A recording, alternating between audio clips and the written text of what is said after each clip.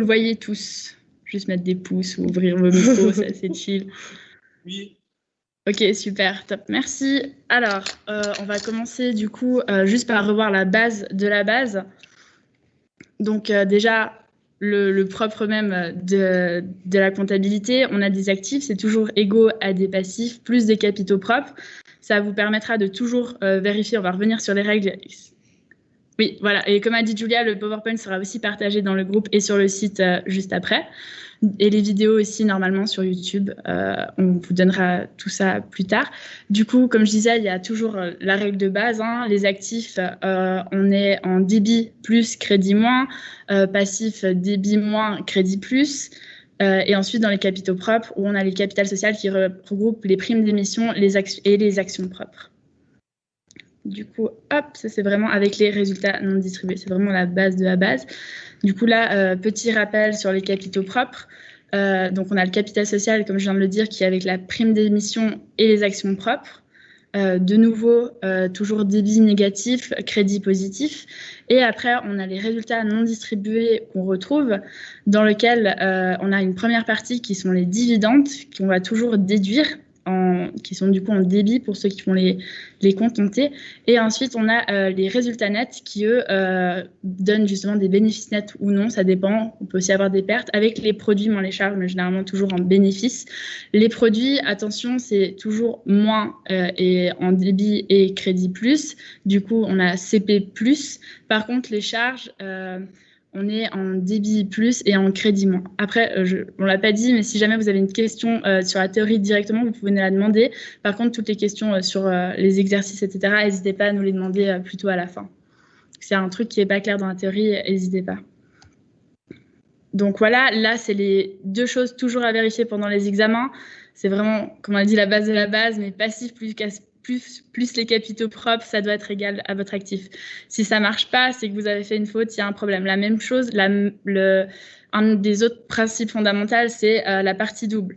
Si on a une somme débitée, elle doit être égale à la somme créditée. Donc ça, c'est typiquement le chose où on peut faire des erreurs, etc. Mais juste en vérifiant ça, vous pouvez savoir si vos calculs sont justes et si vous n'avez pas oublié quelque chose. C'est facile de mettre des charges, mais oublier que les charges, on les paye, on a oublié l'actif, qu'on a moins dans le cash et on oublie de le noter et on fait qu'une partie de l'équation, ce qui marche pas. Ensuite, là, on a un petit revue de tous nos comptes. Donc, en premier, on a le compte de résultat. Ça représente les bénéfices à travers les produits et les charges qui donnent le résultat net. Ensuite, on a l'état des variations des capitaux propres. Donc là aussi, c'est un détail des changements survenus dans la section des capitaux propres du bilan. À savoir que ça se retrouve du coup dans le bilan. On voit que je ne sais pas si vous voyez ma souris, je pense pas. Je sais pas si on peut... On voit que la partie en turquoise, elle se rapporte du coup dans les capitaux propres du bilan. Donc, dans ces états de variation des capitaux propres, on a les capitaux propres à l'ouverture. Souvent, dans les exercices, on vous donne une donnée du type en 2018, les capitaux propres étaient de ta. C'est typiquement les petites fautes bêtes qu'on fait, qu'on oublie d'inclure parce que c'est au début des questions. À faire attention. Ensuite, on a toutes les variations des capitaux propres et on a le résultat net qui influe du coup sur le résultat non distribué avec les dividendes qui se retrouvent du coup dans la partie rouge. Et finalement, tout ça, ça nous donne les capitaux propres à la clôture de notre journal. Là, pareil, bilan, on l'a dit, on le répète, actif égale passif plus capitaux propres. Et finalement, on a le tableau de flux de trésorerie. Donc, le tableau de flux de trésorerie, ça représente les encaissements et les décaissements au cours d'une période en les classant par type de flux. On a les flux opérationnels, ça sera tout ce qui est salaire payé, tout ce qui est lié à l'entreprise même et à son activité. On a les flux de trésorerie qui sont d'investissement. Donc là, on est plus sur la cession d'un véhicule, des choses un peu... du coup, pas extraordinaires, mais qui ne sont pas ordinaires dans les agissements de l'entreprise. Et ensuite, on a le financement, donc tout ce qui est emprunt à long terme et émission d'actions. Voilà, je vous laisse la main à Lucie qui reprend.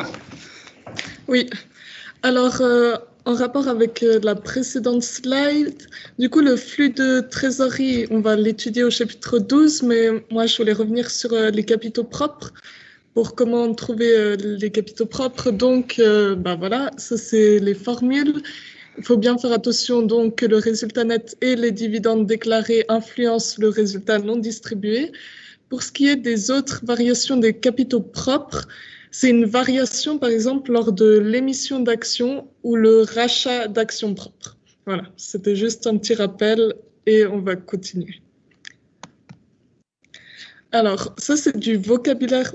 Le moins, il est pas bien situé, mais ça, c'était du vocabulaire que je m'étais fait à moi. Je vous conseille aussi de vous faire du vocabulaire parce que des fois, un compta, c'est pas si intuitif que ça. Donc, c'est des rappels. Par exemple, voilà, revenu locatif, vente égale CA et recettes. Voilà. Ah ouais, chiffre d'affaires, pardon. Pour ce qui est, voilà, à payer toujours passif, ça c'est une règle, ça nous aide beaucoup. Pour ce qui est des charges opérationnelles qui n'est pas, ah non, non, non, non. Pour ce qui est des charges opérationnelles qui n'est pas égal aux charges salaires, publicité et impôts. Ça c'est très important. Mon ne pas égal là, il devrait être un tout petit peu plus bas. Ouais. Ça c'est très important parce que nos charges opérationnelles, on va les utiliser pour calculer le bénéfice opérationnel en fait d'une période. Et du coup, il faut bien comprendre de quelles charges on parle quand on parle des charges opérationnelles. Si vous n'êtes pas au clair sur les charges opérationnelles, je vous conseille de revoir. Donc, vous pouvez déjà éliminer tout ce qui est salaire, publicité et impôts. Quand on parle des charges opérationnelles, on ne parle pas de ces charges-là. Voilà. Ensuite, on a les dépenses. Et encore, des fois, on a tendance à dire que les dépenses, les dépenses dans le même paquet, etc. Mais non, les dépenses, il y a par exemple le remboursement d'une dette, les charges, les achats d'un actif au comptant, etc. Voilà. Ensuite, deux fondements. Une vente est réalisée et enregistrée au moment de sa livraison et une charge est enregistrée au moment de son utilisation. Voilà. Ensuite, j'ai voulu résumer sur cette slide et sur la prochaine slide des fondamentaux. Alors, c'est pour que vous compreniez ce qui se passe en fait. Et quand vous avez un exercice, par exemple, on vous dit, voilà, l'argent est reçu au moment où le service est rendu. Donc, vous savez que vous êtes dans la première partie du tableau. Alors, il y a l'étape unique qui va se faire.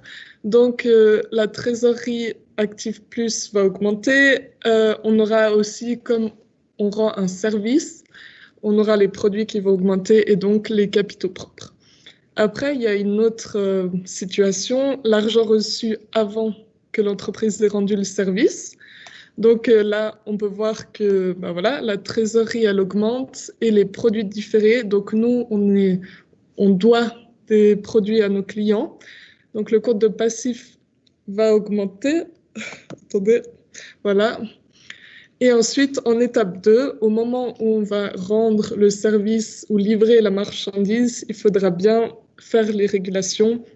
Donc, il faudra diminuer les produits différés du compte de passif et enregistrer, vu qu'on aura rendu le service, enregistrer une vente, un produit et donc un capitaux propre. Après, il y a l'autre, la troisième, c'est argent reçu après que l'entreprise ait rendu le service. Donc là, on peut voir qu'on commence par faire une vente. Voilà. Donc, produit plus et CP plus, on rend le service.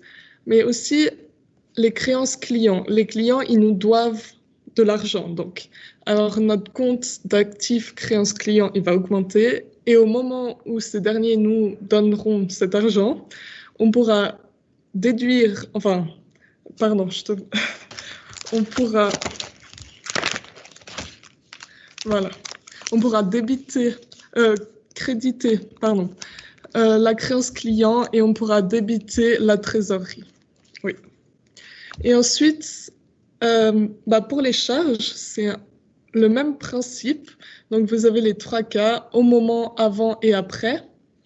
Sauf que on a dit qu'une charge était comptabilisée au moment où elle est utilisée. Enfin, voilà.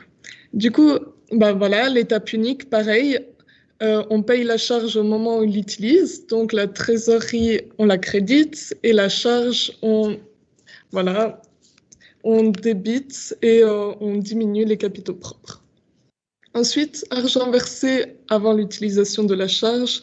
Enfin voilà, je vais pas revenir sur ça, mais moi je vous conseille un peu d'avoir ces 2 slides à côté de vous en examen. Et puis si on vous parle de charge ou de produit et d'argent payé avant ou après, enfin bref, vous vous référez à ce tableau et ce sera le plus simple. Ensuite, on va passer des ventes. Enfin, je vais vous expliquer un peu ce qui se passe pour les ventes brutes et les ventes nettes. Pour passer des ventes brutes aux ventes nettes, il y a 3 étapes. Il y a l'escompte sur les cartes de crédit, l'escompte sur les ventes et les rabais et remises sur vente. Voilà.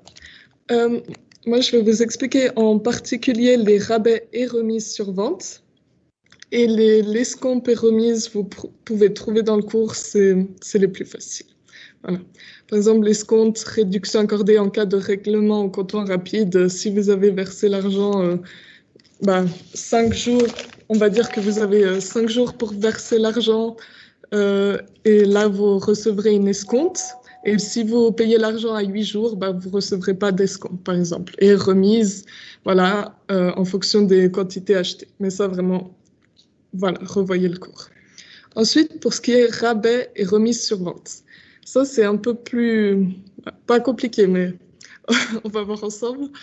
C'est la réduction commerciale exceptionnelle du prix de vente accordé au client pour un défaut de qualité ou de livraison. Donc, on a une entreprise, elle vend une marchandise. Dans le cours, c'était des bouteilles de vin. Et en fait, le restaurant, tout d'un coup, ils les appellent, puis ils disent je suis désolée, mes bouteilles de vin, elles vont pas, c'est pas comme ça que je les voulais, ou elles sont bouchonnées, ou voilà, plein de choses. Donc, il y a des choses qui se passent dans les comptes et on va voir ensemble. Donc, la première étape, c'est les ventes. La trésorerie, elle va augmenter vu qu'on reçoit de l'argent. Et nos ventes, voilà, on fait des ventes. Du coup, on a nos produits qui augmentent et nos capitaux propres qui augmentent. Ensuite, il faut régulariser les stocks parce que quand on vend les bouteilles de vin, forcément, on les a plus en stock. Donc, ça, c'est une étape très importante qu'il ne faut pas oublier. Notre coût de marchandises vendues, les charges des coûts de marchandises vendues, ils augmentent. Et donc, les capitaux propres, ils diminuent. Et le stock actif courant, il diminue aussi parce qu'on n'a plus ces bouteilles de vin dans notre stock. Ensuite, voilà, le restaurant, il nous appelle, puis il dit, je ne sais pas, les bouteilles ne sont pas conformes à ce que j'avais demandé. Alors, la première option, c'est que les bouteilles nous reviennent, mais elles ne sont pas endommagées.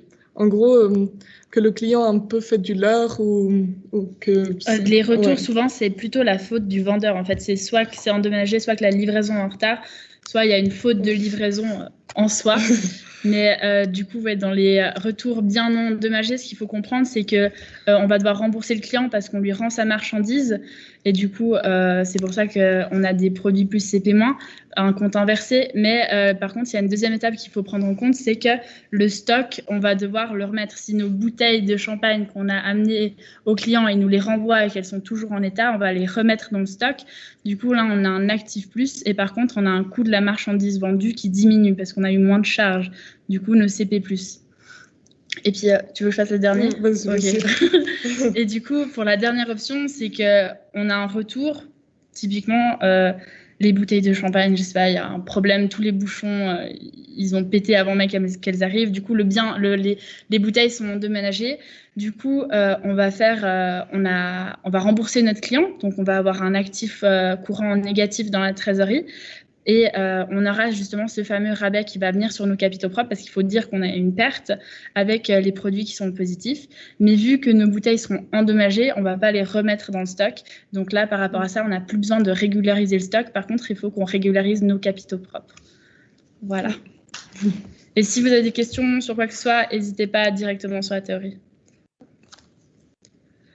Alors maintenant, on va faire les créances douteuses et les créances irrécouvrables, aussi un point important de ce chapitre. Je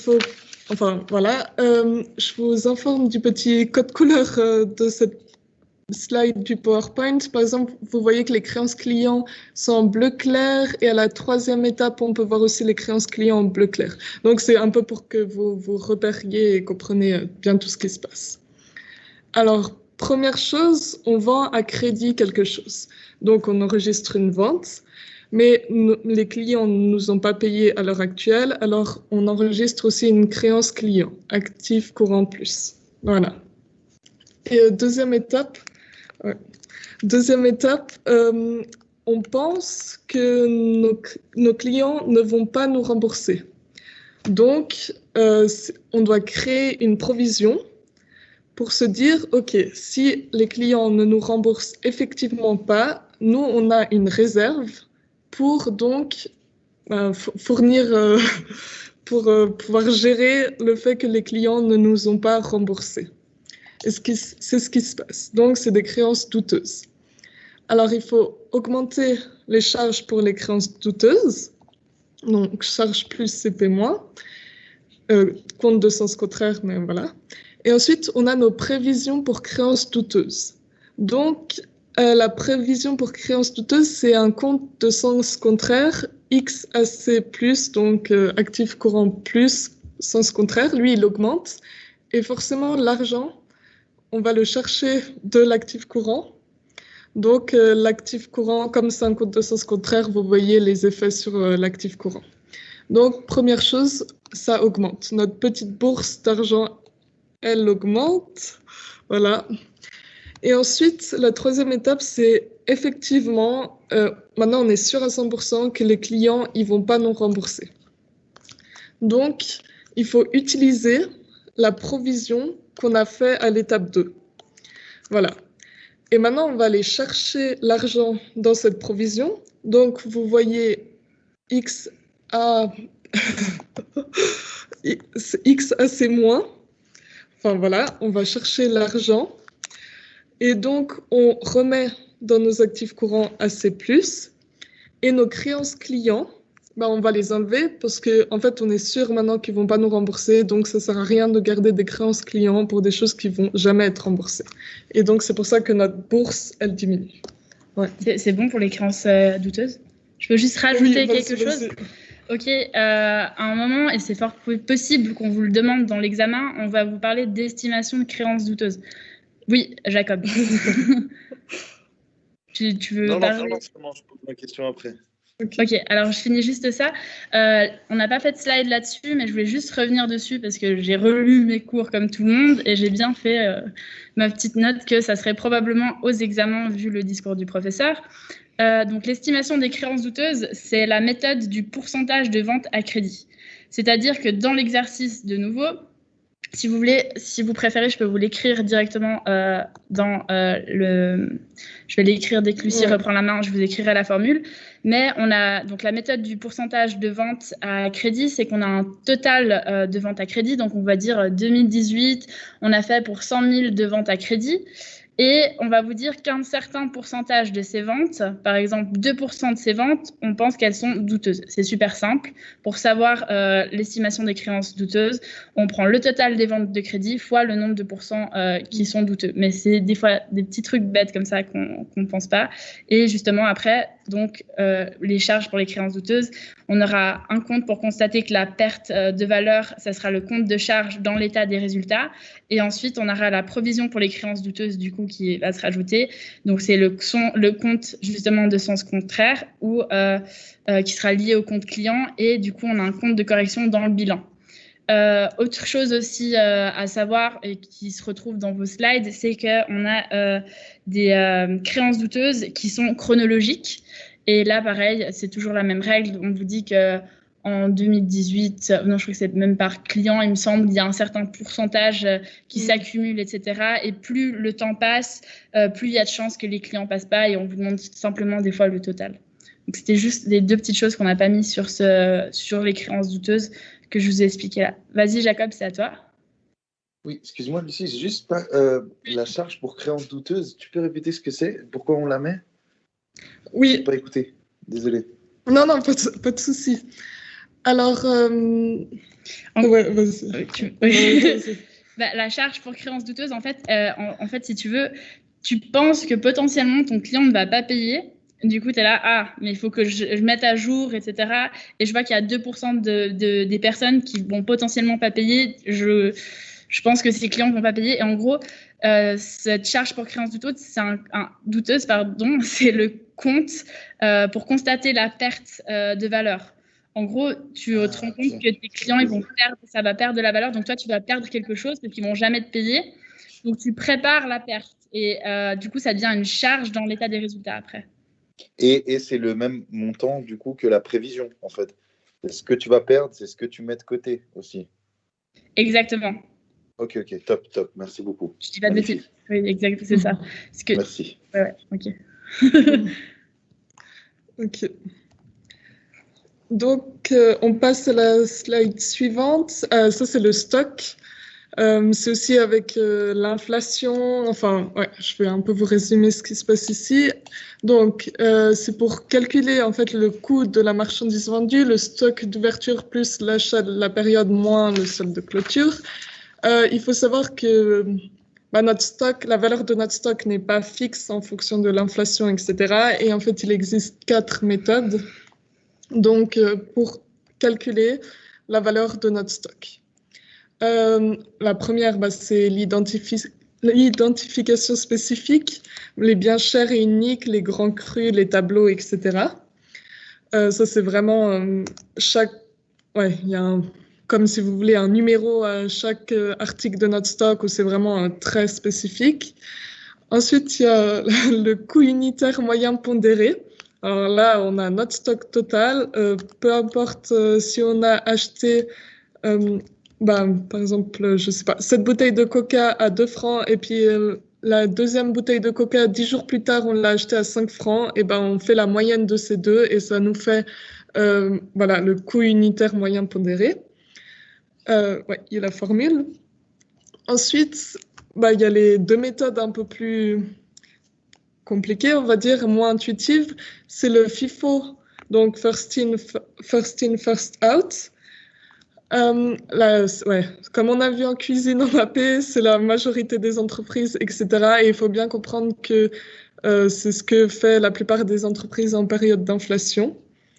Et ensuite, on a le LIFO, last in, last out, pour les pompes à essence et les marchands de sable ou les choses comme ça. En fait, il faut bien comprendre l'objectif. Souvent, en question, on vous demande de définir le montant du coût des ventes. Forcément, si vous avez votre bouteille en stock de coca qui vaut 2 ou 5, le montant des ventes ne sera pas le même. Et pareil, le montant du stock de clôture ne sera pas le même aussi. Donc voilà. Voilà. Et ensuite, je vais laisser la main à Émilie pour la suite. Je ne sais plus de quoi je parle. Ah oui, voilà. Okay. Des immobilisations, donc les actifs à long terme. Donc là, déjà, on a 2 types d'immobilisation. On a les immobilisations corporelles, tout ce qui est terrain, bâtiment, équipement, matériel, ce qui est bien là, quoi. Et ensuite, on a les immobilisations incorporelles, donc c'est tout ce qui est brevet, droit d'auteur, franchise. Et ça a une durée quand même de vie définie, c'est soumis aussi à l'amortissement. Et ensuite, on a tout ce qui est marque et goodwill. Et ça peut aussi être déprécié. On va revenir sur le goodwill dans quelques slides. Donc, à savoir, c'est que les immobilisations comptabilisées, elles ont un coût d'acquisition. Pour ce coût d'acquisition, en fait, il faut comprendre qu'il n'y a pas que le prix d'achat. Il y a toutes les dépenses qui sont nécessaires autour. Donc, par exemple, je vais dire, j'achète ma maison, génial, j'ai un nouveau terrain, j'ai un bâtiment, c'est une immobilisation corporelle, super. Mais à côté de ça, je vais devoir payer peut-être le notaire, je vais devoir payer des taxes, je vais devoir payer peut-être une rénovation de quelque chose à mettre en niveau. Et tout ça, c'est compris dans mon coût d'acquisition. Ensuite, autre chose qui est importante à savoir, c'est que ce coût d'acquisition, il ne comprend pas les charges. Donc, tout ce qui est charge, c'est vraiment pas dedans. On va voir après où ça se met, mais il ne faut pas les comptabiliser. OK. Du coup, là, justement, on va voir, il y a 2 sortes de dépenses. Il y a les dépenses d'exploitation. Ça, c'est les dépenses que je fais tous les jours pour mon entreprise. Par exemple, le fait, c'est souvent des petites sommes. et c'est lié à l'entretien des choses de toutes mes immobilisations. Par exemple, là, j'avais mis quoi comme exemple? J'ai pas mis d'exemple. Par exemple, le fait de faire le plein de la révision de ma voiture, c'est une dépense d'exploitation et du coup, ça va pas prolonger la vie de ma voiture et ça va pas ajouter une plus-value à mon actif. Ma voiture, elle va pas valoir plus parce que je l'ai fait réviser. Donc là, ce qui est important de comprendre, du coup, c'est une charge de faire réviser ma voiture. Donc je paye ma charge, mes charges augmentent, cash moins en actifs et charge plus pour les capitaux propres. Du coup, capitaux propres moins. Ensuite, voilà, les dépenses capitalisées, là, c'est autre chose. Là, c'est le fait que je fasse des dépenses supplémentaires qui est lié à un actif immobilisé. Donc, typiquement, je rajoute une piscine à mon hôtel, c'est ce que j'ai écrit, parfait. Et oui, ça, des fois, dépenses capitalisées, à savoir, des fois, le prof, il mentionne dépenses immobilisation. Faire attention, pas que ça vous perturbe trop. Et là, c'est autre chose. Je rajoute une piscine à mon hôtel, c'est trop chouette. Mon hôtel, il vaut peut-être plus dans les actifs. Mon terrain, il vaut sûrement plus. Et du coup, je paye en cash cet achat de piscine, mais j'ai un actif qui grandit. Donc ça, c'est la différence entre les deux. Là, je crois que je vous ai mis un petit exemple. Voilà, donc là, on a une révision annuelle de ma voiture pour 160 francs. Ce qui va se passer, c'est que je vais payer la révision de ma voiture. Donc, mon actif diminue et mon cash diminue. Ma trésorerie diminue. Et par contre, mes charges vont augmenter. Donc, pourquoi ça ne se met pas? Comment je fais apparaître? Ah, voilà. Okay. Du coup, j'ai une révision qui me fait une charge, donc CP- en débit. Ça, de nouveau, pour tout ce qui est débit, crédit, si vous avez des doutes et que vous voulez contrôler les règles, au tout début, on l'a montré, hein, je suis passée vite dessus, mais il y a tout qui est écrit sur ce slide. Et encore, si vous n'êtes toujours pas à l'aise, il y a aussi ce slide pour revoir les liens différents. Voilà, je reviens où on était. Et après, on a des dépenses capitalisées, donc mes cash diminuent et mes actifs vont augmenter. C'est l'exemple que j'avais dit avec la piscine. Là, on a un agrandissement du lobby. Du coup, je vais payer l'agrandissement, ce qui est normal. Ma trésorerie diminue. Ou alors, après, ils peuvent aussi vous mettre des cas où ils payent avec des emprunts et c'est du passif. Ça, c'est la manière de payer, mais ça, c'était dans les chapitres 1 à 4 qu'on a eu pour les mid-term. Et mon bâtiment, par contre, du coup, a pris de la valeur. Donc, mon actif non courant, il augmente. On fait un petit récap. Juste les actifs non courants, c'est plus de 12 mois. Pareil pour les passifs. Et tout ce qui est courant, c'est moins de 12 mois. Mais on va revenir. Des fois, il y en a besoin dans les exercices. Et aussi, je ne sais pas si vous avez fait peut-être les examens. Les examens de mi-terme aussi qu'on avait à blanc. Des fois, il vous dit quel est le total des actifs. Mais lisez bien correctement jusqu'au bout de la phrase, quel était le total des actifs courants et pas juste des actifs tout court. Du coup, il faut bien faire la différence. Et généralement, c'est assez clairement dit pour combien de temps c'est utilisé. Ok, ensuite, je vais parler des méthodes d'amortissement. Du coup, il y en a 3 des méthodes d'amortissement. Celle qu'on a vue pour les mi-termes, c'était la méthode linéaire, où on déprécie tout le temps le bien de la même manière. Mais avant de parler de ces 3 méthodes, je voulais vous parler de ce que vous avez comme données à coup sûr. Le coût d'acquisition, vous pouvez le calculer. Là, je viens de dire que le coût d'acquisition, dans ce slide ici, attention, il est où? Voilà. Mon coût d'acquisition, attention, c'est pas que mon prix d'achat. Des fois, il peut y avoir des petites choses qui se rajoutent. Par exemple, j'ai payé mes taxes pour ce prix d'achat de 2% par rapport au prix d'achat. Je dois les rajouter dans mon coût d'acquisition. Sinon, l'exercice, on a peut-être cru que la donnée servait à rien et c'était pas le cas. C'est piégeux. Donc, voilà. Juste pour revenir dessus, j'aurai mon coût d'acquisition, le coût historique aussi. Hein, ça, c'est vraiment la valeur à laquelle je paye. La durée d'utilité.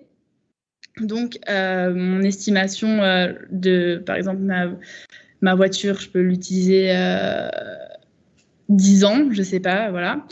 Et la valeur résiduelle, ça va être la valeur à laquelle je pense pouvoir vendre mon bien. Par exemple, là, j'ai mis, voilà, quand on vend le bien, quand on vend cet actif, on s'attend à récupérer une certaine valeur.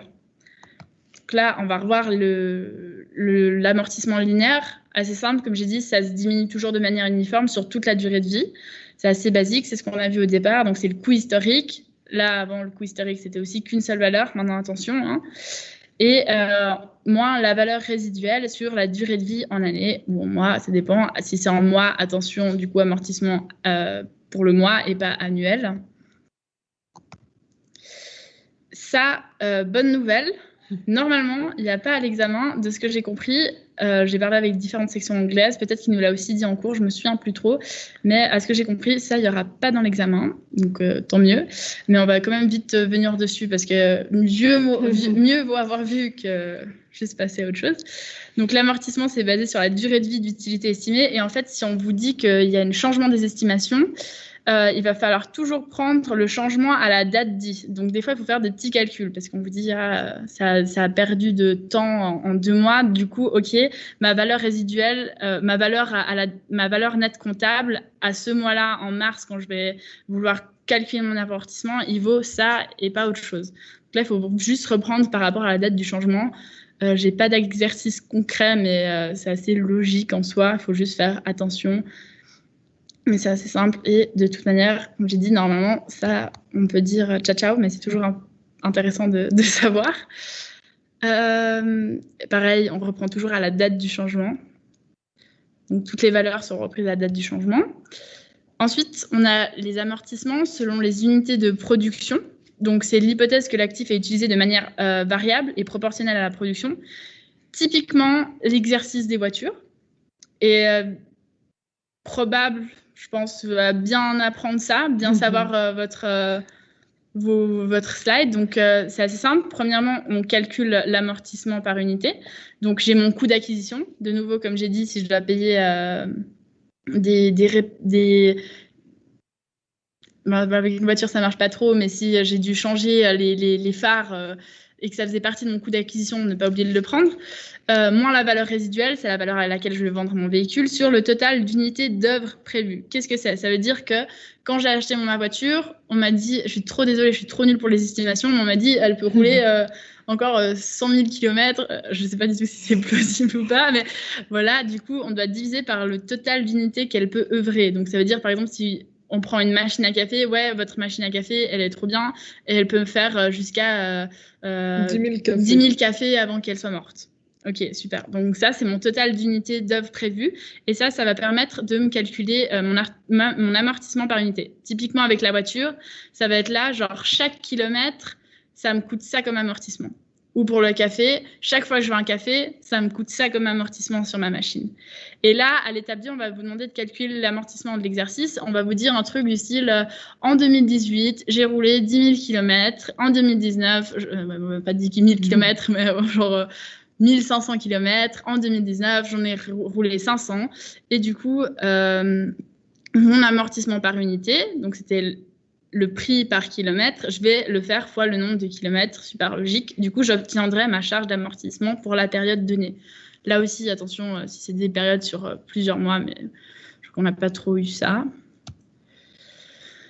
Dégressif à taux constant. Donc ça, c'est l'hypothèse que l'actif est les plus efficaces durant ses premières années d'utilisation. Je ne sais pas si c'est un exemple concret, mais moi, je dirais par exemple les choses technologiques, ça dépérit très vite. Donc, voilà. Donc là, typiquement, on va prendre la valeur nette comptable. Attention, la valeur nette comptable, la première année, donc on enlève le amortissement cumulé. Là, je peux vous la petite flèche rouge.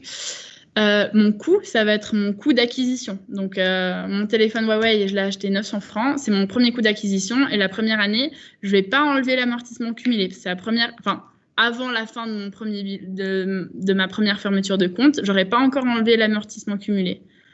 Par contre, la première année, je vais enlever du coup le premier amortissement de l'année et ainsi de suite. La deuxième année, il y a l'amortissement, comme il s'est dit, est cumulé.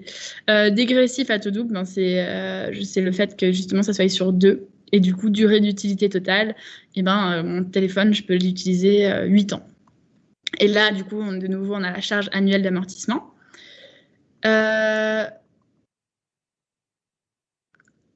La valeur résiduelle dans la formule, ouais, alors ça, c'est typiquement le fait.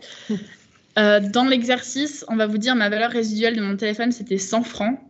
Et en fait, à partir d'un certain moment, vous allez dépasser la valeur résiduelle à force d'amortir d'année en année. Et il faut s'arrêter la dernière année avant que la valeur résiduelle soit dépassée. Est-ce que c'est clair? Sinon, je peux montrer un exemple. Oui. Yes. Je sais pas si vous m'entendez quand je parle. Vous m'entendez? Oui. Ok. Mais je crois que le prof, il avait dit qu'il n'y avait pas de choses comme ça. Dans le sens Ok, où- bah, cool. Donc, il n'y a pas ça à l'examen. Ok, top, merci. Donc, on n'a pas de valeur. Ah oui, maintenant que tu le dis, oui, je crois que je revois. Oui, il a dit qu'il n'y aurait pas de valeur. Il y aurait pas, on n'irait pas jusque-là. Donc, vous gardez juste la formule du haut, mais on n'irait pas jusqu'à la valeur résiduelle. Mais si jamais, voilà. Et Vas-y, oui. oui. Ouais, j'aimerais juste dire, parce que pour toutes les autres méthodes, en fait, on commence par enlever la valeur résiduelle. Et ça, c'est la seule méthode où on n'enlève pas la valeur résiduelle au coût d'acquisition. Donc, il faut faire bien attention à pas se tromper, en fait, et à bien considérer cette méthode de la manière différente.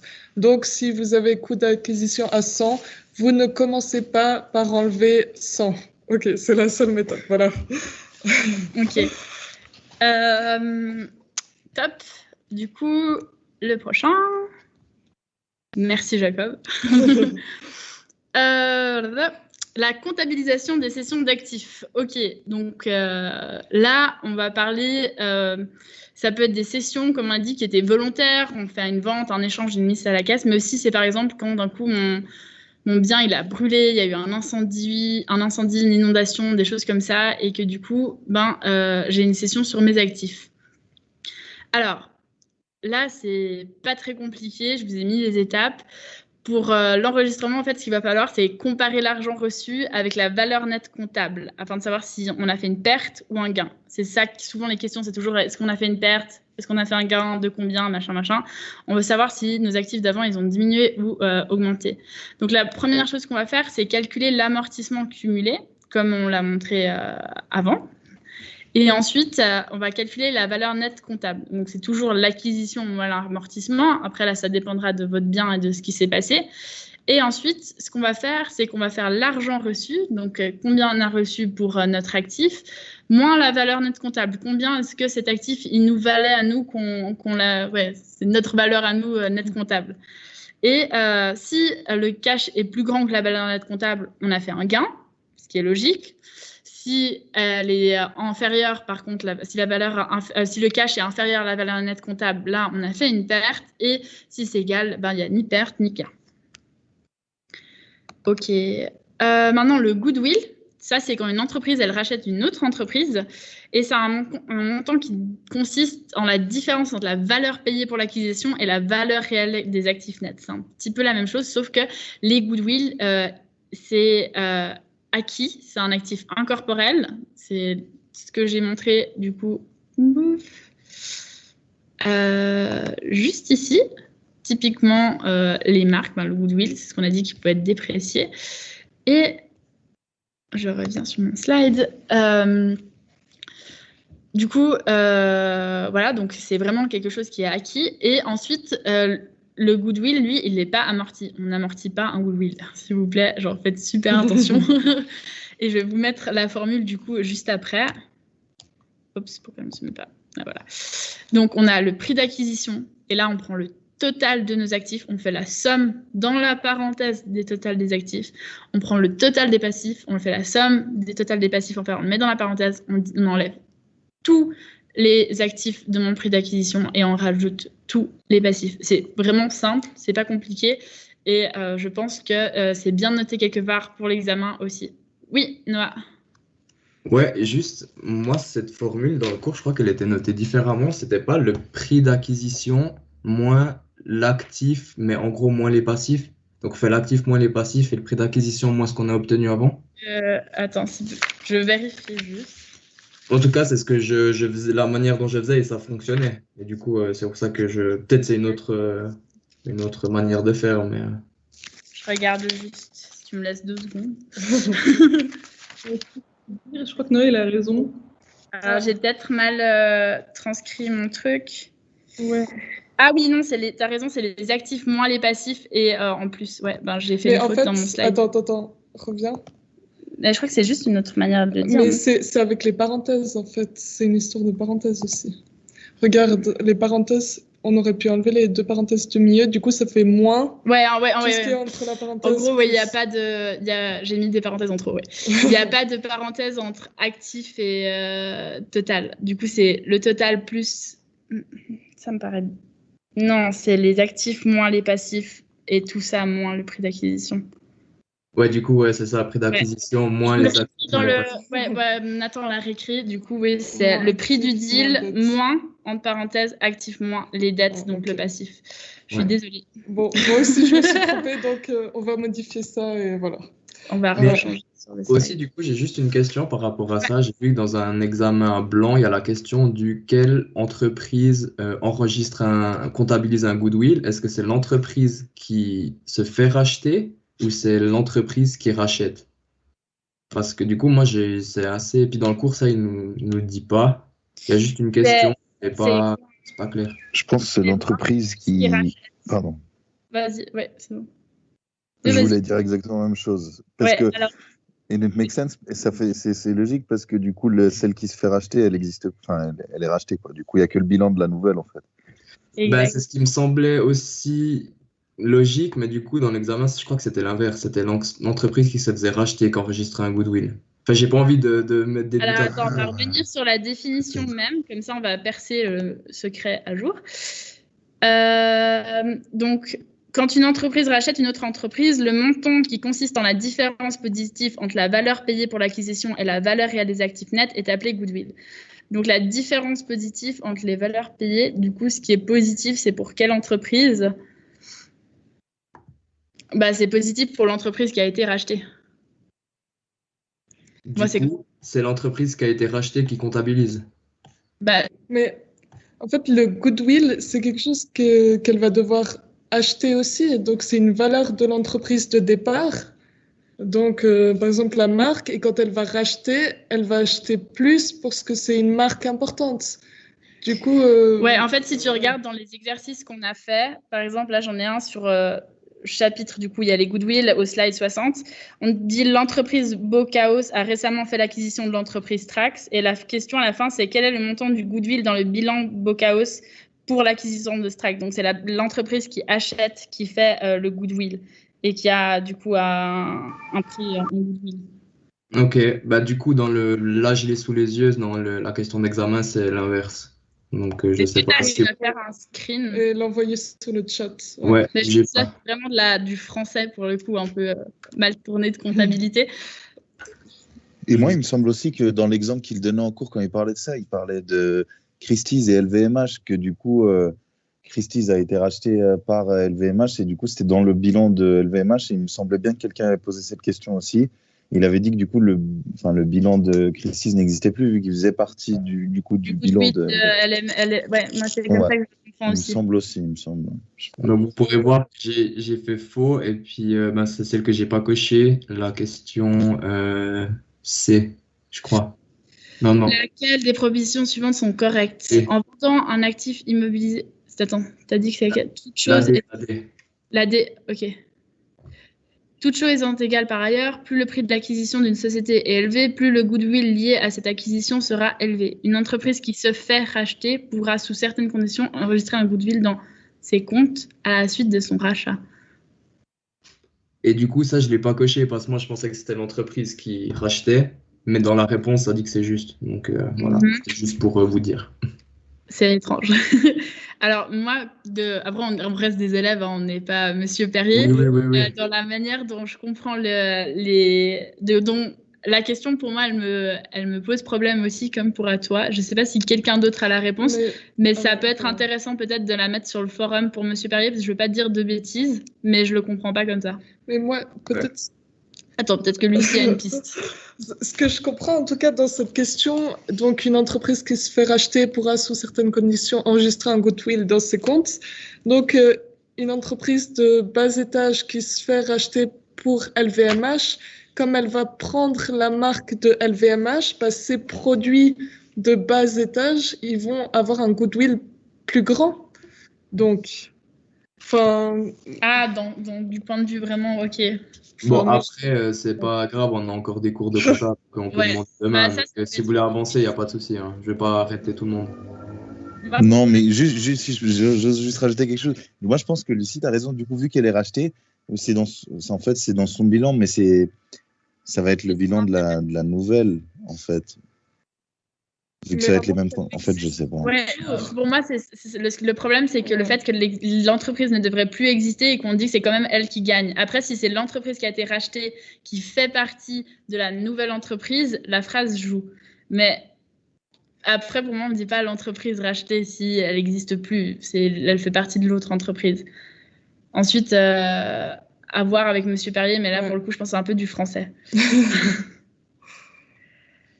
Ok, bah peut-être poser demain la question en cours de compta ou dans le forum, comme ça tout le monde peut en profiter. Du coup, j'étais sur ça où il n'y a pas les parenthèses. On va changer. Je crois qu'ils l'ont réécrit parfait. au-dessus. Ok. Et maintenant, je vais vous parler des passifs et on va commencer avec les charges salariales. Donc, les charges salariales, je suis un peu perdue là. Super important, vous gardez toujours le graphique avec vous, vous le faites vraiment dans un coin de votre feuille si vous ne le savez pas par cœur. Les exercices, pareil, c'est tout le temps la même chose. On vous donne un, il faut trouver l'autre, il suffit de soustraire, d'additionner. Par exemple, on vous donne salaire net, contribution à l'employé, hop, on cherche la contribution employeur, on déduit, on vous donne aussi la charge salariale et on déduit la charge salariale du salaire net et de la contribution employée pour trouver la contribution employeur. Donc ça aussi ultra basique, c'est le fait que les employeurs et employés donnent des contributions. Dans le salaire net, ce qui apparaît, c'est toujours la contribution employée avec le salaire net. Le salaire brut, pardon, c'est toujours la contribution employée qui apparaît avec le salaire net. Et après, dans la charge de salaire totale, ce qu'on rajoute, c'est la contribution employeur. Le problème avec ces charges salariales, c'est que c'est des charges qui sont versées trimestriellement. Donc souvent, on va vous demander, par exemple, je prends janvier, février, mars. Mars, c'est le moment où on va régler le compte, il faudra faire une régularisation. Par contre, ça reste ça reste à être comptabilisé avant parce que c'est des charges. Du coup, les charges, dès qu'elles sont utilisées, on les met dedans. Donc, j'ai mes charges à payer. Vu que c'est des charges à payer, ça va dans mes passifs. C'est des charges, par exemple, janvier, février. On est en février, je vais devoir payer les charges de janvier et février parce que c'est des charges qui ont été consommées. Et finalement, ça sera qu'en mars que je vais régler la totalité de mes charges dans le passif. Ensuite, portion courante de la dette à long terme, pardon, c'est simple, c'est dès que c'est une part courante de la dette à long terme, c'est un peu trompeur parce qu'on dit long terme, mais quand c'est une part court terme de la part long terme, du coup on est dans du passif courant de moins 12 mois et passif non courant, c'est une dette à long terme, donc on est dans du plus 12 mois, plus d'un an. Là, typiquement, on a une banque on a une dette envers une banque et genre on va devoir rembourser 100 000 au bout de 10 ans, mais chaque année je m'engage à rembourser 5 000. Du coup, à chaque fin de session, il faudra remettre mes comptes à jour. Donc, ça veut dire que fin d'année 2018, mon passif non courant, il était le premier, la date d'ouverture, c'était de 100 000, comme j'ai dit. Et mon passif courant, par contre, lui, il va diminuer. Du coup, mon passif, il aura augmenté durant l'année, il sera de 5 000. Mais quand je vais devoir le régler à la fin de l'année, il va enlever et je vais le payer en cash. Et du coup, la valeur de mon passif non courant, de ma dette à long terme, elle aura aussi diminué. Elle va diminuer petit à petit, grâce à la portion, à la part à court terme de la dette à long terme. Voilà. Maintenant, je vais relaisser la main à Lucie qui va vous expliquer le rachat et revente d'actions propres. Voilà. Ah oui, pardon, je t'ai sauté deux. Oui. Alors, le rachat d'actions propres, je ne sais pas si vous êtes au point, mais c'est quand une entreprise, elle rachète en fait ses propres actions. Donc, normalement, une entreprise émet des actions à des actionnaires, mais là, en fait, elle va racheter ses propres actions des actionnaires. OK. Et en fait, il faut comprendre un peu ce qui se passe. Et ben voilà, on a un exemple tout simple.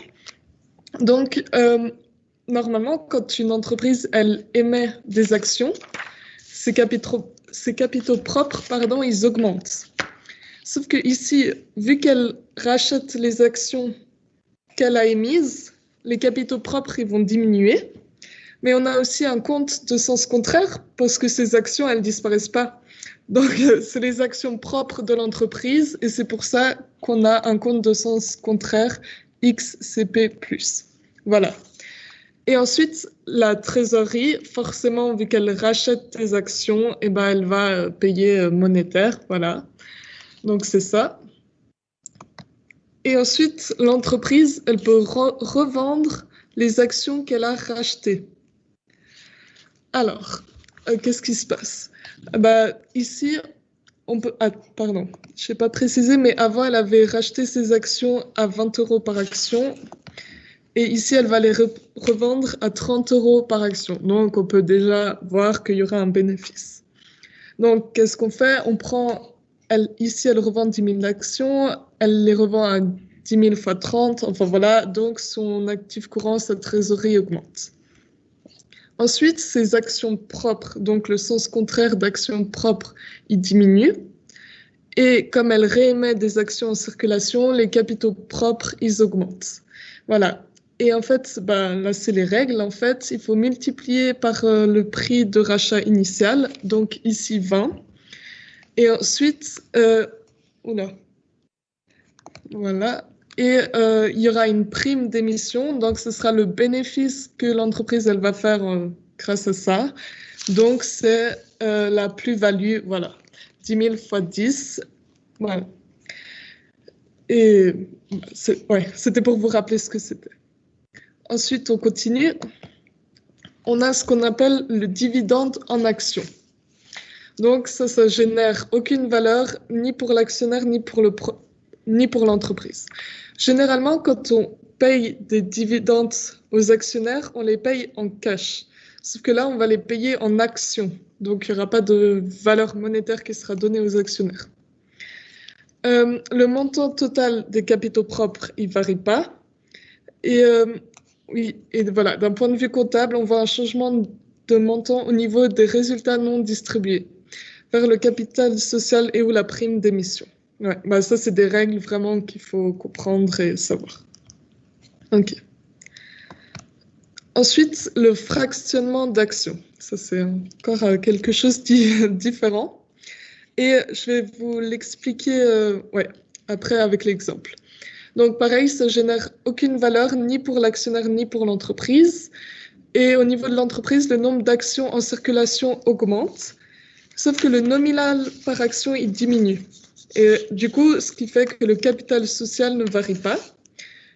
Et le montant total des capitaux propres ne varie pas, vu que le capital social ne varie pas, et car aucun état financier n'est affecté. Enfin, voilà. Donc, maintenant, on a l'exemple. Voilà, l'exemple qu'on avait vu en cours de Swisscom pour comprendre ce qui se passe. Au début, on avait... Nombre d'actions en circulation, on avait 100 000 actions. On a décidé de distribuer un dividende en actions. Donc, on a payé nos actionnaires en actions de 100%. Alors, qu'est-ce qui se passe? C'est que le nombre d'actions en circulation, il a doublé. Donc, quand vous étiez actionnaire et que vous avez une action, tout d'un coup, vous en avez deux. Voilà. Ça, c'est par rapport au 100%. Hein. Quand on fait x 100%, oui. C'est vraiment x2. Des fois, je sais que c'est un peu... Voilà. Et du coup, en fait, vous pouvez voir, vous référer à ce tableau pour comprendre ce qui se passe.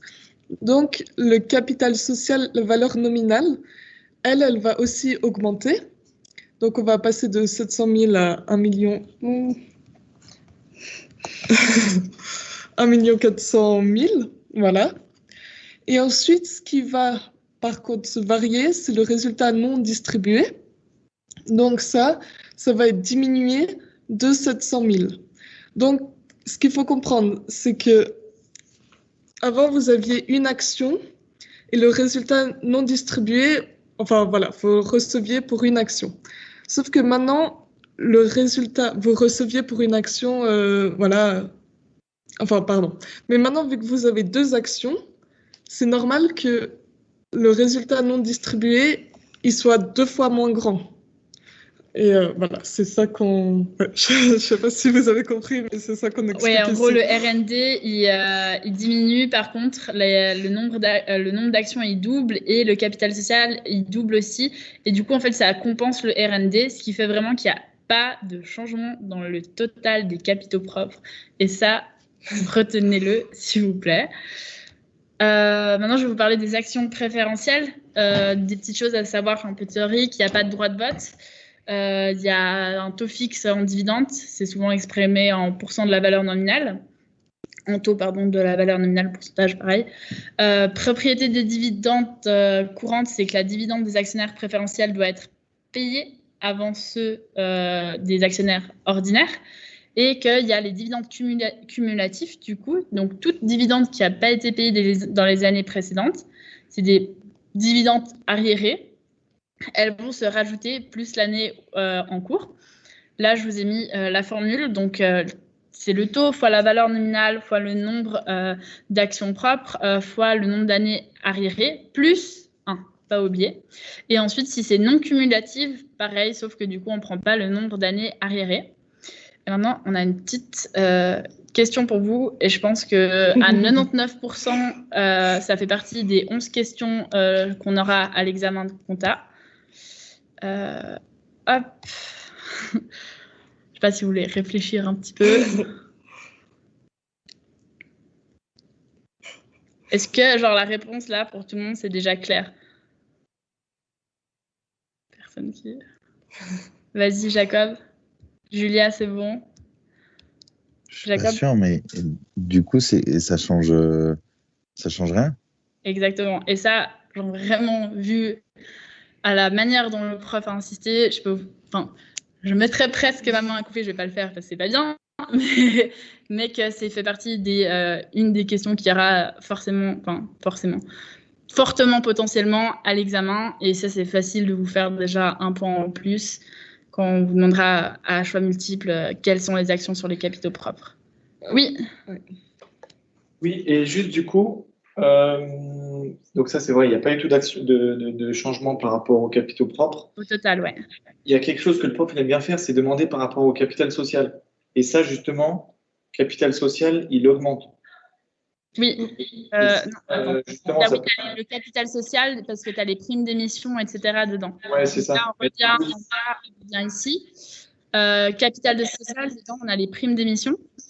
Ouais. Et là, justement, on a vu qu'il y avait une variation, mais qu'elle s'annulait avec les résultats non distribués. Oui, c'est ça. Mais il faut juste faire attention, quoi, pas mélanger capital social et capital propre. Oui, exact.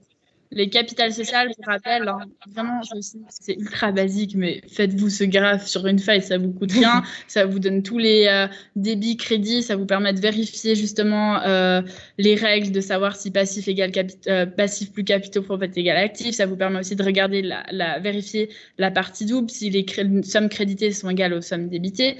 Et pareil, là, comme on a dit, dans les capitaux propres, on a le capital social. Là, on a une prime d'émission qui fait x2 et on a encore comment ça s'appelle ? Le nombre d'actions qui fait x2 et par contre, on a le résultat non distribué, lui, qui diminue et le total de ces deux, ça ne change rien. Du coup, dans mes capitaux propres, je n'ai pas de changement. Mais du coup, super pertinent. Et c'est ce qu'on avait vu dans l'exemple qu'on peut retrouver. Attendez, on y arrive. Je vois pas. Non, c'était après. C'était juste avant toi. Ça ? Non. Celui-là. Ouais. Voilà, lui. D'accord, ouais. Oui, c'est ce qu'on voit là. x2, mais l'autre là, il diminue de moitié du coup. Donc c'est ça en fait. Ça ne change rien dans le porte-monnaie de l'entreprise et des actionnaires, mais ça change par rapport aux valeurs qui sont données ici. Ouais. Du coup, en plus de ça, faites attention au capital social. Merci. Je ne sais pas qui c'est qui parlait du coup, mais merci. Vas-y, les chapitres 12. Alors, ce chapitre, on ne va pas se mentir, il est très intense. En plus, voilà, on n'a pas encore tout vu à l'heure actuelle, mais moi, je vais vous résumer ce que j'ai compris, quelle méthode j'utilise, et voilà, pour que vous ayez un peu une idée. Donc, premièrement, je pense qu'on ne peut pas passer à côté de ça. Il faut que vous sachiez ce que veut dire activité opérationnelle, activité d'investissement et activité de financement. Ça, c'est la base de la base, il faut être clair là-dessus. Voilà. Maintenant, voilà, la première étape, lorsqu'on fait le tableau de flux de trésorerie, c'est la méthode indirecte, donc en fonction de l'activité opérationnelle. La première chose que je fais, moi, c'est parce que vous verrez dans les exercices, on a toujours beaucoup de données. Et il faut prendre en compte seulement les données qui nous intéressent. Donc, j'ai remis ici, par exemple, quelles sont les données qui nous intéressent. Quand vous voyez gain, vous savez que ça fait partie des activités d'exploitation. Pareil, quand vous voyez pertes, amortissement, actif courant, passif courant, tout ça, il faut les mettre dans les activités d'exploitation. Alors, voilà, voilà. Pardon.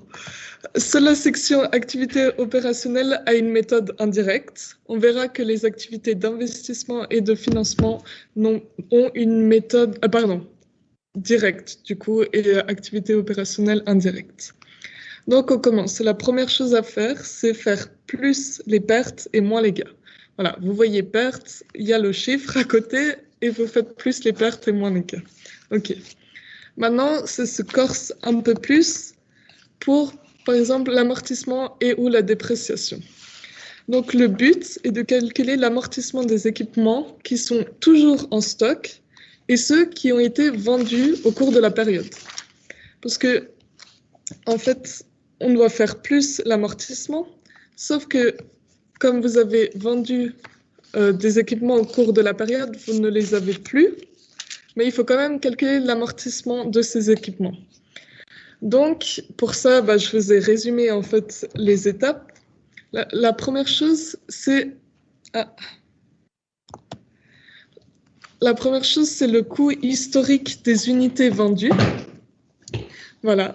Donc ça, vous les aurez dans les... s'il vous plaît, changez pas. Oui. Ce sera sur l'état de la situation financière. Oh non, dans les notes, pardon. C'est souvent dans les notes. Enfin voilà, vous aurez le coût historique des équipements vendus. Ensuite, vous aurez la valeur nette comptable des équipements vendus. Ça aussi, normalement, c'est dans les notes. Donc, première chose, c'est soustraire le coût historique moins la valeur nette comptable.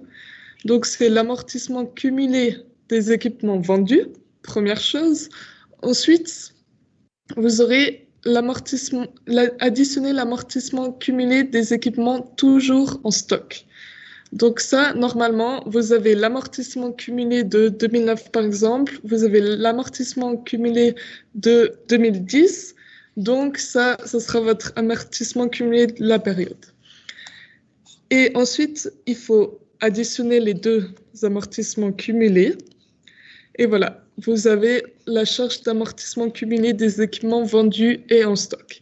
Et en fait, cette histoire des équipements qui sont toujours en stock et plus en stock, je veux faire un parallèle avec les autres, mais bien pour que vous compreniez, ça se passe aussi quand on fait le tableau de flux de trésorerie, par exemple, investissement, quand vous avez un terrain et des choses comme ça, parce que, mais pour que vous compreniez, moi je vous conseille de garder en tête cette méthode parce qu'on ne le fait pas que pour les amortissements cumulés en fait.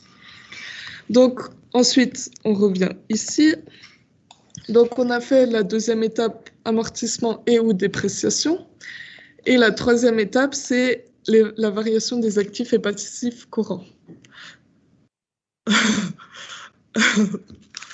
Et donc, ça c'est, on a vu en cours. Pardon, excusez-moi.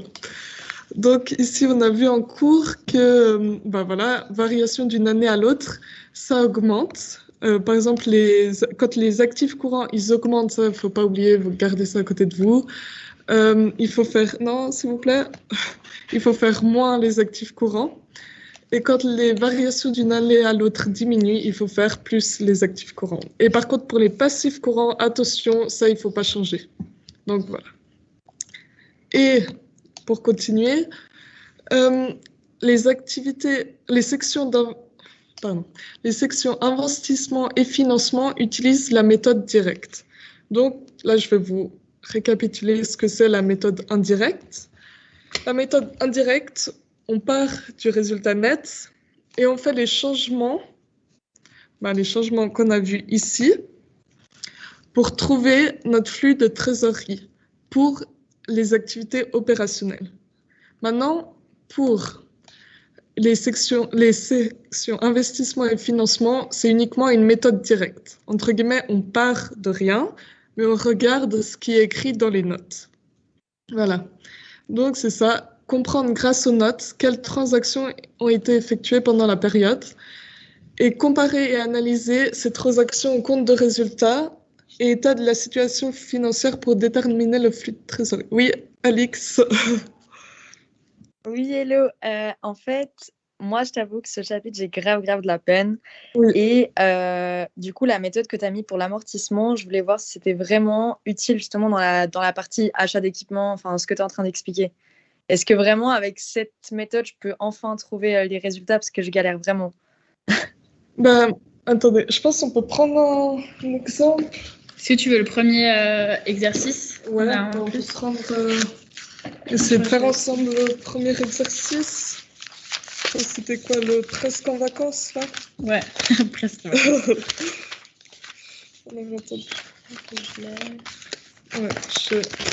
Non, je peux rechercher sur l'autre ordi. Ouais, mais je l'ai là, sinon. Ok. Bon, ouais, si vous êtes d'accord, on va prendre le premier cas presque en vacances. Je vais le mettre... Ah, tu peux le mettre ici? Ouais, est-ce que vous voulez que je vous le partage sur l'écran pour qu'on regarde directement ensemble? Ouais, ce serait top. Le seul truc, c'est que c'est 2 pages, donc du coup, on va peut-être ah oui, c'est le deuxième presque faire en vacances, un peu des allers-retours. Je vais vous partager mon écran. Vous me dites si ça marche. Alors, attendez, d'abord, je vais juste ouvrir la fenêtre. Hop. Chapitre comptabilité financière. Moi, ce que je fais, après, c'est sur papier, donc c'est plus simple, mais sinon, tu peux peut-être essayer de le faire mentalement. Déjà, première étape que je fais, c'est que je mets tout ce qui est en couleurs différentes, tout ce qui est investissement, opérationnel, financement, etc., pour pouvoir faire les calculs. Et des fois, il y a des petits trucs aussi, faire super attention. Genre, par exemple, dans le Charlestown Chief, là, on peut faire lui, ou tu veux faire lequel? Ah bah oui, on peut faire... Charleston... Ah, mais c'est le premier, alors le Charleston. Ouais, je crois. Oui, on peut faire Charleston. Attends. Tableau de flux énoncé. On vous avoue que nous aussi, on peine des fois. Ouais. Non, et que des fois, c'est pas encore totalement acquis. Alors maintenant, je vais pouvoir vous partager. Vous me dites si vous voyez. Je vais faire là. Ah non, fenêtre 5. Bon. Ouais, c'est bon. Est-ce que vous le voyez? Yes. Ok, super. Vous voulez faire l'exercice de A à Z ensemble? Où on revient sur les points... Ou est-ce que, Alix, tu as des points typiques? Est-ce que tu l'as déjà fait celui-là peut-être? Ou sinon on en prend un autre? Alors oui, moi j'ai essayé de tous les faire, mais moi c'est surtout la partie investissement. Après, je sais pas si les autres veulent faire autre chose. Moi, c'est surtout la partie avec les achats, etc., quoi. Ok. Bah, si on peut vite revoir, vous donner juste les réponses de toutes les parties, ce serait top. Si vous voulez faire juste investissement, c'est possible. Alors, on va juste replonger un peu dedans pour le coup. Alors, le seul truc, c'est que je sais pas comment faire des notes. Je crois que je peux écrire avec le stylo. Si vous n'avez pas les réponses ou quoi, c'est galère, laisse tomber. Comme vous... les réponses, si jamais elles sont données sur le truc en dessous, mais on va vous expliquer, genre si vous voulez ouvrir de votre côté les réponses, et nous on regarde pour vous expliquer, et vous avez à côté les réponses, comme ça vous pouvez voir qu'est-ce que ça donne finalement. Alors, attends, ça c'est en mode impro. Du coup, moi la première chose que je fais, c'est qu'on nous dit de calculer le bénéfice net. On est OK? Non, on ne le calcule pas, il est donné. Non, oui, non, ouais. Mais on demande les éléments de réconciliation dans les activités d'exploitation, donc c'est avec le bénéfice net. Ouais, ça. Donc, le résultat net? Ah non, le bénéfice net. Résultat net, en fait, c'est ton bénéfice ou ta perte nette. En fait, ton résultat net, quand il est positif, c'est un bénéfice, et quand quand il est négatif, ça devient une perte nette. Mais généralement, on a toujours un nombre positif qui est un bénéfice net, sinon l'entreprise fait faillite et on n'a pas envie de faire faillite. Ok. Donc, première chose, mon bénéfice net, là, il est écrit. Il est juste ici.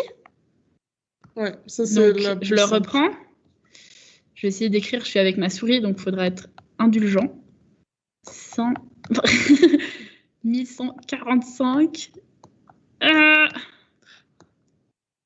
Ok. Franchement, je donne mon best, les gars.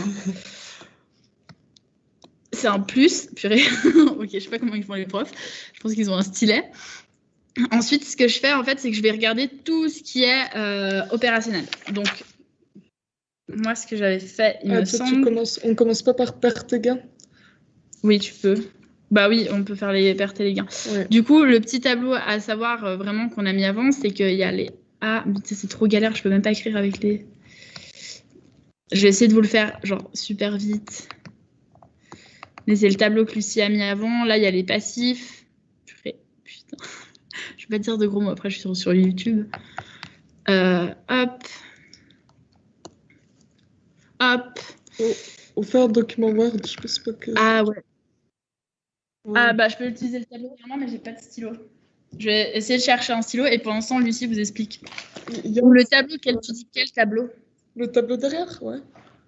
Ouais, alors je vais chercher un stylo dans une autre salle. Ok. J'arrive. Ok.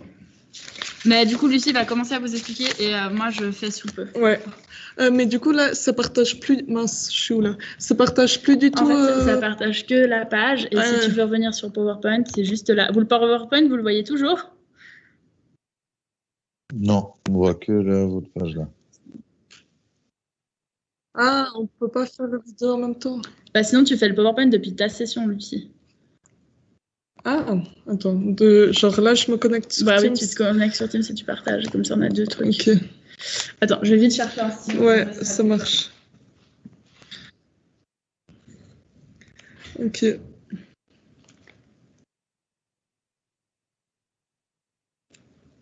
Alors.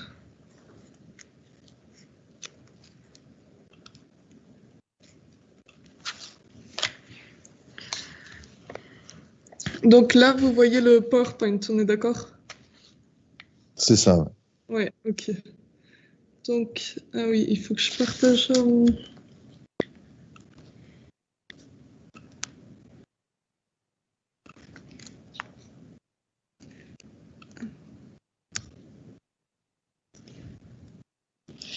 Ouais.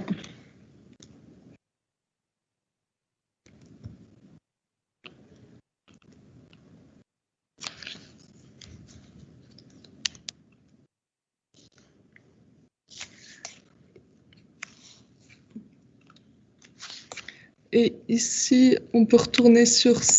Non. Excusez-moi, c'est vraiment... Ah, voilà. Ok. Bon. Est-ce que là, vous... Je comprends pas tout comment ça se passe. Désolée, je sais même pas ce que vous voyez. Là, on voit ton Teams avec un PowerPoint à l'intérieur. Ok, et vous voyez plus le truc où c'est écrit? J'ai trouvé un stylo. Bah, heureusement parce que... Les stylos qui sont partis des classes, je pense qu'il y a des gens qui s'amusent avec ça. Ok, parce que j'arrive rien à faire. Donc, ok, donc ça c'est la caméra, je me vois même pas. Attends, ils voient ça, le PowerPoint? Ok. Ouais. Bon, ça va être un peu à l'arrache. Okay. Ça va faire du vlog. Attends, il y a mon écran, ça fait tout. Vous me voyez? Yes. Ok. Attends, Lucie, t'arrives à tenir le PC? Oui, c'est très cool. Parce que du coup, j'arrive pas à connecter à la caméra de la salle. Du coup, le tableau que je disais, c'est qu'on a les actifs. Je dois m'excuser pour ma superbe écriture. Ouais, attends, mais je peux le mettre dans le PowerPoint. Ouais, c'est celui-là qu'on parle.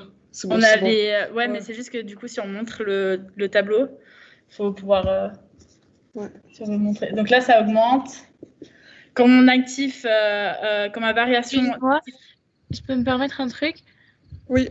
Si Lucie, tu enlèves ta caméra, on peut mettre la caméra d'Emilie en grand et du coup, on voit tout le tableau. Faut juste que Lucie coupe sa caméra, comme ça, il n'y a qu'une seule vidéo qui est affichée, on peut voir le tableau. Top, top, merci. Ok. Du coup, mon actif, quand il augmente, ça diminue, et quand il diminue, eh ben, c'est plus. Il faut plus dire. Putain, et là, c'est l'inverse. Du coup, la première chose qu'on va regarder, c'est si on fait une perte ou un gain. Donc, ce qu'on va regarder, c'est tout ce qui est opérationnel d'abord. Donc là, je vais vous remettre en partage mon écran. Et du coup, ce slide-là, je ne sais pas si vous arrivez à l'ouvrir, vous, sur l'ordinateur, pour vous aider, mais sinon, on vous l'explique. Mais du coup, je vais vous mettre les données de l'exercice.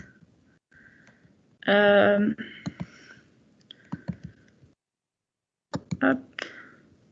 Ah, mais je partage. Ah ouais, j'arrête de partager chez moi. C'est un peu... on joue sur un peu deux trucs, là. Ouais. Ok, du coup, on a dit que vous... Ah non, mais vous voyez pas, ça sert à rien ce que je fais. Non, j'aime pas trop les fenêtres. Hop.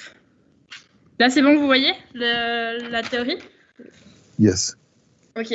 Du coup, la première chose que je vais voir, c'est est-ce que je fais une perte sur session et tout ça dans mes opérationnels. Du coup, je vais voir qu'est-ce qui est opérationnel. Est-ce qu'un terrain, c'est opérationnel? La réponse, c'est oui. Non. Ah oui. Non, mais c'est... Opérationnel, c'est la même chose qu'exploitation. En fait, non, mais c'est parce que c'est perte. Et du coup, vu que c'est perte et gain... tu commences par les pertes. Oui. Non, okay. Pardon, oubliez ce qu'on vient de dire. C'est juste qu'on voit perte, alors on prend pour mettre dans... Mais c'est aussi des activités d'exploitation. Le fait d'avoir le terrain, de perdre le terrain, machin. Ok.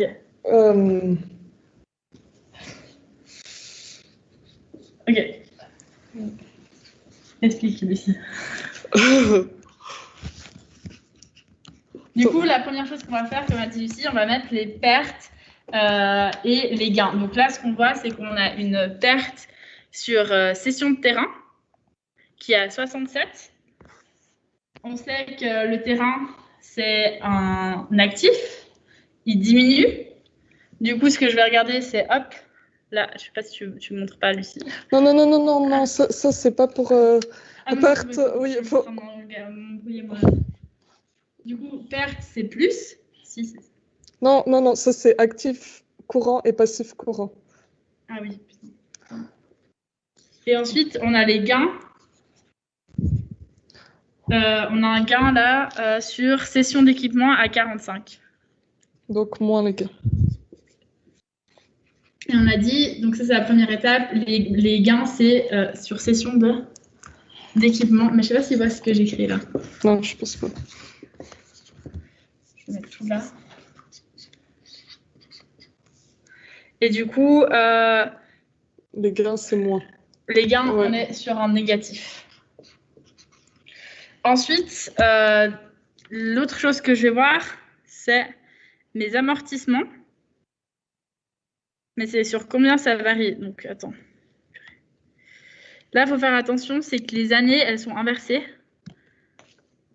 Et là, ce qu'on va voir d'abord, c'est la différence. Attends, je ne vais pas dire de bêtises.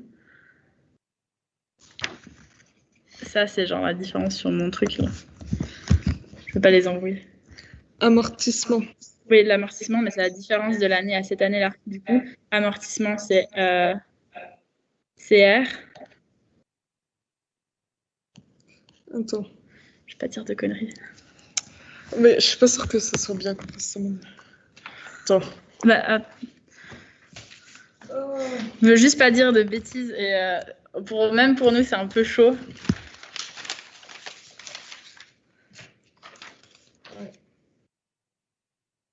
Si jamais vous avez déjà d'autres questions aussi, vous pouvez sans doute les mettre sur le chat avec votre truc LMS. Peu importe le chapitre ou quoi que c'est. Parce que je me sens pas à l'aise de faire ça comme ça. Tu veux le faire comment? Pas le faire du tout, du coup. Ah. Ouais. Attends, mais on l'a fait, donc on peut pouvoir le refaire. Attendez juste 2 secondes. Émilie? Ou Lucie, Oui, vous êtes en quelle salle? On est en M215. ouais. Ok, c'est bon. Ok. Attends. Ouais, si vous venez tous là, ce sera plus simple, je pense. Mais ouais. Amortissement. Mais attends, mais c'est. C'est juste, j'ai pas mis le détail. Putain. Mais.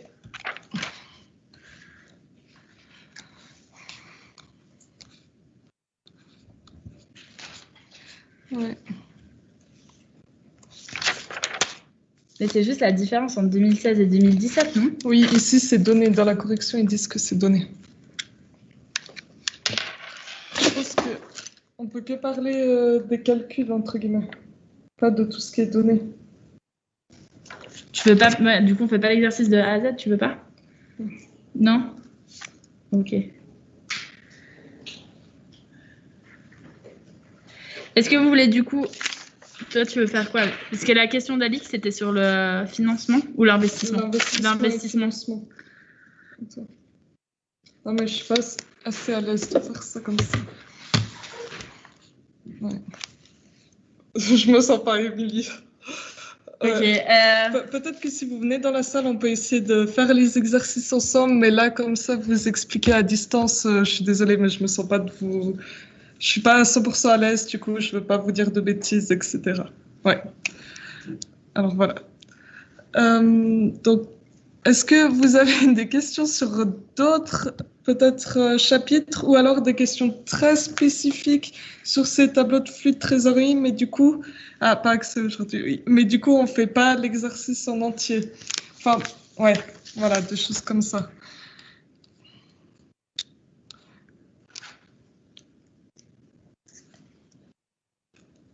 Il y a personne qui a des questions. Moi, c'est tout bon. Ok. C'est gentil. Il me faut juste ma calculette, puis je vais juste voir. J'arrive. Ouais.